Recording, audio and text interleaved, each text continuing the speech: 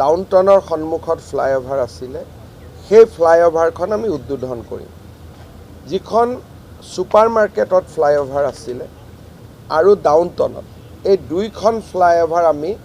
ভগদত্তৰ নামেৰে নামাকৰণ কৰিব খুজিছোঁ ভগদত্ত প্ৰথম ভগদত্ত দ্বিতীয় তাৰমানে ভগদত্ত প্ৰথম ফ্লাইঅভাৰ ভগদত্ত ছেকেণ্ড ফ্লাইঅভাৰ নৰকাসুৰৰ সন্তান ভগদত্ত গুৱাহাটীৰ ৰজা আছিলে কামৰূপৰ ৰজা আছিলে আৰু আমাৰ কলিতা জনগোষ্ঠীৰ ফালৰ পৰা বহুদিন ভগদত্তৰ নামত এটা ভাল কিবা এটা কৰিব লাগে বুলি দাবী আছিলে সেইবাবে অহাকালি আমি পুৰণা ফ্লাইঅভাৰ ছুপাৰ মাৰ্কেটৰ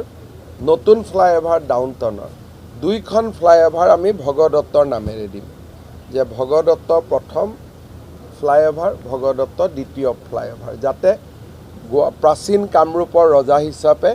তেখেতৰ নাম আৰু কীৰ্তি আমাৰ নৱপ্ৰজন্মৰ মাজত স্মৰণীয় হৈ থাকিব